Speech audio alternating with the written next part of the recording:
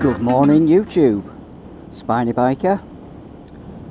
Just on my way into work. It's about 6:15 in the morning, and as you can see it's starting to get light.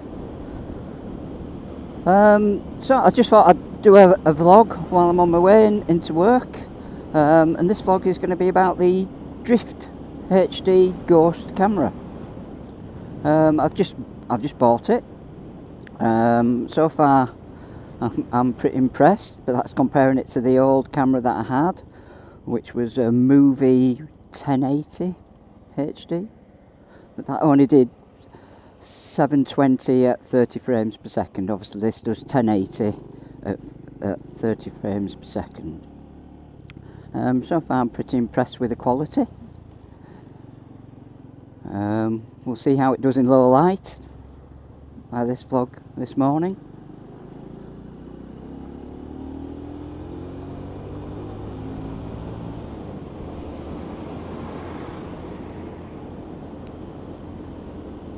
And yeah, I just wanted people's opinion. At the moment I've got this set on 1080 at 30 frames per second, and the exposure is just at the default setting.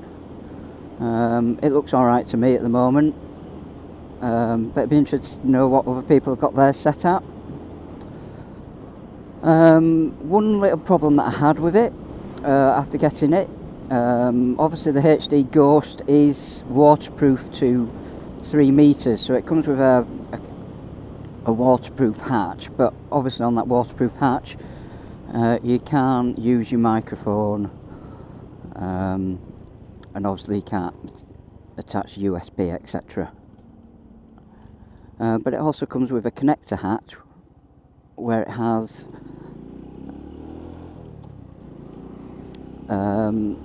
outlets, let's call them, for your microphone and your USB, and clearly that is not waterproof when that's on, but it's meant to be weatherproof.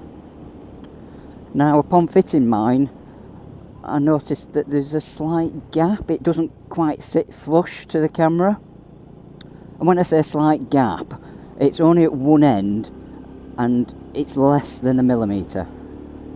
Now that's probably just me being paranoid, but I'm thinking to myself, you know, if it chucks it down, surely rain would get through that, especially if you're riding for a long time.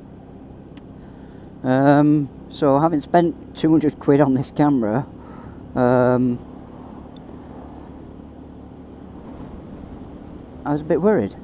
So I got in touch with Drift. I emailed Drift support and took some pictures and just emailed them and just said, hey guys, just bought your camera. Is it meant to be like this, or is it meant to sit flush and be weatherproof? I got a response from Drift within a day, and they came back and said, yeah, that don't look right to us. It's meant to sit flush. If you give us your name and address, we'll send you out a new connector hatch. So brilliant. 3 days later, a new connect hatch arrives through the post. I fit it to the camera and it's exactly the same as the previous one. Fits 3/4 of the way around. It's just one side where there's this little gap.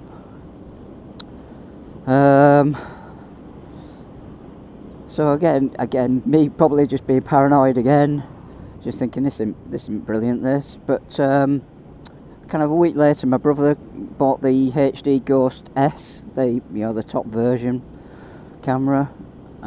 So he brought it down to my house and we had a look on his connector hatch, and his is the same as well. So I'm thinking, they're all like that really.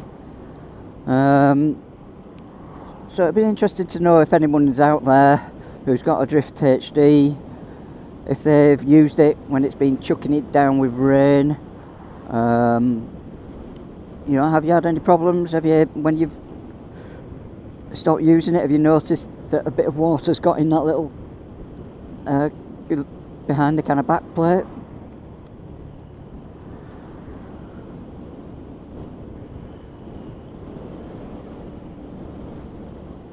I've actually tinkered with it slightly. I've got some kind of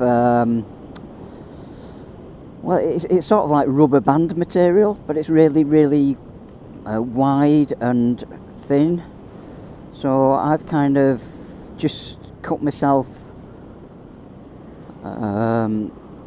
a little kind of rectangle out of that and cut little bits out for the screw to go through and everything, and I've fitted that between the connector hatch and the camera. I've taken a picture, so hopefully you'll see that now.